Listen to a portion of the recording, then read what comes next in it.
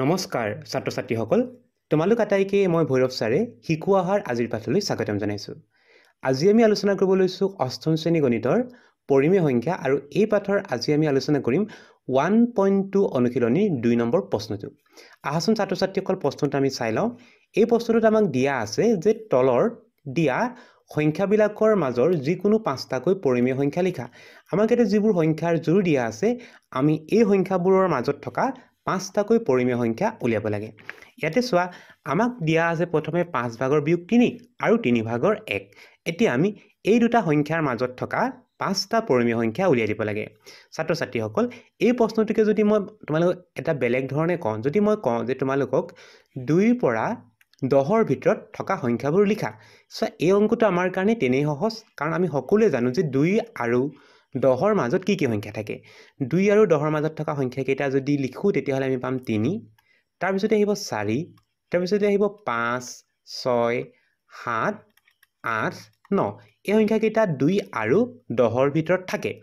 এতিয়া আমাক এই প্ৰশ্নটোকে কৈছে, কিন্তু এবাৰ আমাক কেনেকৈ ক'লে কিছুমান ভগ্নাংশত সংখ্যাকেইটা দিয়া আছে। গতিকে এই কথাটোকে মই তোমালোকক আৰু এটা বেলেগ ধৰণে দিওঁ, তেতিয়া তোমালোকে কথাটো ভালদৰে বুজি পাবা। মই যদি তোমালোকক কওঁ যে মোক কি কৰিব লাগে, সংখ্যা কেইটামান লিখিব লাগে, সংখ্যাকেইটা হ'ব লাগে 11 ভাগৰ 2 আৰু 11 ভাগৰ 10ৰ মাজত থকা সংখ্যা লিখিব লাগে। মই অলপ আগত তেতিয়া তোমালোকক কৈছিলোঁ যে 2 আৰু 10ৰ ভিতৰত থকা সংখ্যা, তেতিয়া তোমালোকে 3, 4 সংখ্যাকেইটা লিখিছিলা। এতিয়া মই কৈ দিলোঁ যে 11 ভাগৰ 2 আৰু 11 ভাগৰ 10, তেতিয়াহ'লে সংখ্যাকেইটা কি হ'ব? তেতিয়াহ'লে কি কৰিবা চোৱা, দুইটা সংখ্যাই হৰত যিহেতু 11 আছে, গতিকে তোমালোকে লিখিবা যে 11 ভাগৰ 3, কাৰণ 11 ভাগৰ 2ৰ পাছতে আমি পাম 11 ভাগৰ 3, তাৰপিছতে পাম 11 ভাগৰ 4, 11 ভাগৰ 5, 11 ভাগৰ 6, 11 ভাগৰ 7, 11 ভাগৰ 8 আৰু 11 ভাগৰ 9। তেনেকৈ আমি সংখ্যাবোৰ লিখিব লাগিব। ভগ্নাংশ যদি দিয়া থাকে প্ৰথমে, তেতিয়াহ'লে আমাৰ কামটো হ'ব দুইটা ভগ্নাংশৰে আমি হৰকেইটা একে কৰি ল'ব লাগিব। আৰু একে কৰিবৰ কাৰণে সদায় প্ৰথমে কৰিব লগা কামটো হৈছে হৰ দুটাৰ ল'ব লাগিব লসাগু। ইয়াতে যদি আমি হৰ দুটা চাওঁ তেতিয়াহ'লে দেখিম হৰকেইটা হৈছে 5 আৰু 3। সেইকাৰণে আমি 5 আৰু 3 লসাগু ল'ম। 5 আৰু 3 হৰণ কৰিবলৈ কোনো সংখ্যা নাই, গতিকে এই সংখ্যা দুটাৰ লসাগু হ'ব 15। সেইকাৰণে আমাক দিয়া সংখ্যা দুটাৰে হৰকেইটা প্ৰথমে 15 কৰি ল'ব লাগিব। প্ৰথম সংখ্যাটো আমি চাওঁ আহা। প্ৰথম সংখ্যাটো আমাক দিয়া আছে 5 ভাগৰ বিয়োগ 3। এই সংখ্যাটো হৰটো যদি আমি 15 কৰিব বিচাৰোঁ তেতিয়াহ'লে আমি কি কৰিব লাগিব চোৱা, আমি হৰৰ লগত কিবা এটা সংখ্যা পূৰণ কৰিব লাগিব। হৰ 5 আছে, 5ৰ লগত 3 পূৰণ কৰিব লাগিব। আৰু হৰৰ লগত 3 পূৰণ কৰাৰ কাৰণে আমি লব বিয়োগ 3ৰ লগতো 3 পূৰণ কৰিব লাগিব। বিয়োগ 3ৰ লগত 3 পূৰণ কৰিলে হ'ব 3 3 গুণ 9। গতিকে আমি প্ৰথম ভগ্নাংশটো আমি পালোঁ 15 ভাগৰ বিয়োগ 9। এইবাৰ আমি চাম 2 নম্বৰ ভগ্নাংশটো। 2 নম্বৰ ভগ্নাংশটো আমাক দিয়া আছে 3 ভাগৰ 1। এই ভগ্নাংশটোৰ হৰটো আমি কৰিব লাগে 15। 15 কৰিবৰ কাৰণে আমি পূৰণ কৰিব লাগিব। যিহেতু হৰ 3 দিয়া আছে, 3 5 গুণ 15 হয়, গতিকে লব 1ৰ লগত আমি 5 এটা পূৰণ কৰিম, তেতিয়াহ'লে আমি পাম 15 ভাগৰ 5। এতিয়া আমি কি কৰিব লাগে, এই দুটা সংখ্যাৰ মাজত আমাক দিয়া যি দুটা সংখ্যা দিয়া আছিলে, সংখ্যাকেইটা দিছিলে আমাক 5 ভাগৰ বিয়োগ 3 আৰু 3 ভাগৰ 1।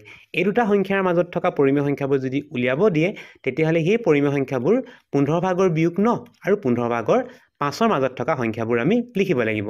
এতিয়া চোৱা, বিয়োগ 9, 15 ভাগৰ বিয়োগ 9 আৰু 15 ভাগৰ 5, এই দুটা সংখ্যাৰ মাজত থকা সংখ্যা লিখিবলৈ যদি দিয়ে, তেতিয়াহ'লে আমি লিখিম যে বিয়োগ 8 ভাগৰ বিয়োগ 8, তলত আহিব 15। যদি দুটা সংখ্যাৰ তলত 15 আছে, তলত 15টো লিখি ল'বা আৰু লবকেইটা মন কৰিবা। লবত দিয়া আছে বিয়োগ 9 আৰু 5। বিয়োগ 9 আৰু 5ৰ মাজত থাকিব বিয়োগ 8টো থাকে, গতিকে 15 ভাগৰ বিয়োগ 8। তাৰপিছত লিখিম আমি 15 ভাগৰ বিয়োগ 7। তাৰপিছতে আমি লিখিম 15 ভাগৰ বিয়োগ 6। তাৰপিছতে আমি লিখিম আৰু একটা কমাই দিলে হ'ব 15 ভাগৰ বিয়োগ 5, 15 ভাগৰ বিয়োগ 4। এই সংখ্যাবোৰ তেতিয়াহ'লে আমাক দিয়া সংখ্যা দুটাৰ মাজত থাকিব লগা পৰিমেয় সংখ্যা।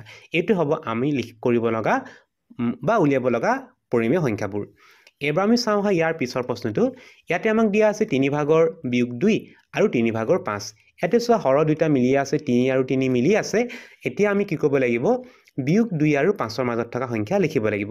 বিয়োগ 2 আৰু 5ৰ মাজত কি কি সংখ্যা আছে জানিবৰ কাৰণে সংখ্যা ৰেখাডাল যদি চাওঁ, আমি পাম বিয়োগ 1, বিয়োগ 2, 1 2 3 4 5। তেতিয়াহ'লে কি কি সংখ্যা থাকিব, আমি -1 পৰা 4 লৈ থকা সংখ্যাবোৰ লিখিব লাগিব তেতিয়াহ'লে আমি সংখ্যাবোৰ লিখিম হৰ 3টো লিখি ল'ম তাৰপিছত লিখিম 3 ভাগৰ বিয়োগ 1 3 ভাগৰ 0 বা 0 লিখিব পাৰা তাৰপিছত লিখিম 3 ভাগৰ 1 3 ভাগৰ 2 আৰু এটা লিখিম যে 3 ভাগৰ 3 এই সংখ্যা কেইটা তেতিয়াহ'লে কি হ'ব 3 ভাগৰ বিয়োগ 2 আৰু 3 ভাগৰ 5ৰ মাজত থকা পৰিমেয় সংখ্যা এবাৰ আমি চাওঁ 3 নম্বৰ প্ৰশ্নটো এই প্ৰশ্নটোত আমাক দিয়া আছে বিয়োগ 5 আৰু বিয়োগ 4 এই দুটা সংখ্যাৰ মাজত থকা পৰিমেয় সংখ্যাবোৰ লিখিব লাগে এই দুটা সংখ্যা কোনো ভগ্নাংক দিয়া নাই গতিকে আমি ভগ্নাংক লিখি লওঁ বিয়োগ 5টো আমি লিখিব পাৰো 10 ভাগৰ বিয়োগ 50 তাৰ পিছতে বিয়োগ 4টো আমি লিখো বিয়োগ 4টো আমি লিখিব পাৰো 10 ভাগৰ বিয়োগ 4 তেতিয়াহ'লে বিয়োগ 5 আৰু বিয়োগ 4ৰ মাজত থকা সংখ্যাবোৰ তেতিয়াহ'লে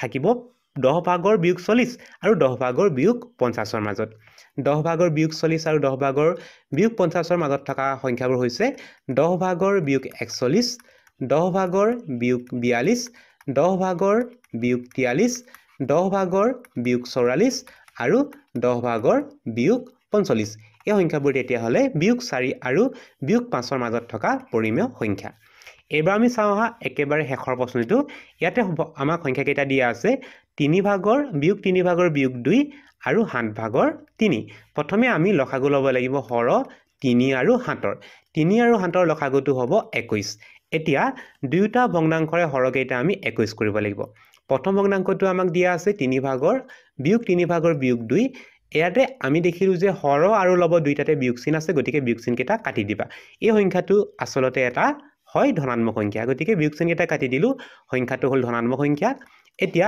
এই সংখ্যাটোৰ আমি হৰটো কৰিব লাগিব 21 তেতিয়াহ'লে হ'ব 3 ভাগৰ 2 পূৰণ কৰিব লাগিব 7 3 7 গুণ 21 আৰু 2 7 গুণ হ'ব 14 পিছৰ সংখ্যাটো লিখো পিছৰ সংখ্যাটো হৈছে 7 ভাগৰ 3 7 ভাগৰ 3টো আমি যদি হৰটো 21 কৰিব বিচাৰো তেতিয়াহ'লে আমি কি কৰিব লাগিব চোৱা 7ৰ লগত 3 পূৰণ কৰিব লাগিব আৰু লব 3 লগত তেতিয়াহ'লে 3 এটা পূৰণ কৰিব লাগিব তেতিয়াহ'লে আমি পাম 21 ভাগৰ 9 এতিয়া 21 ভাগৰ 9 আৰু 21 ভাগৰ 14ৰ মাজত আমি কেইটা সংখ্যা পাই চাওঁ 21 ভাগৰ 9 আৰু 21 ভাগৰ 14ৰ মাজত পাম 21 ভাগৰ আমি পাব লগা সংখ্যা কেইটা হৈছে 21 ভাগৰ 10 21 ভাগৰ 11 21 ভাগৰ 12 21 ভাগৰ 13 এতিয়া চোৱা আমি এতিয়ালৈকে 4টা সংখ্যা পালো আমাক কি কৰিব লাগে 5টা সংখ্যা যেহেতু উলিয়াব লাগে গতিকে আমি আৰু এটা সংখ্যা ক'ত পাম যেহেতু 9ৰ পৰা 14ৰ ভিতৰত আমি এইকেইটা সংখ্যাই পালো গতিকে তোমালোকে কি কৰি দিবা হৰটোৰ কাৰণে তোমালোকে আৰু এটা শূন্য বহাই দিবা আৰু এটা শূন্য বহালে হ'ব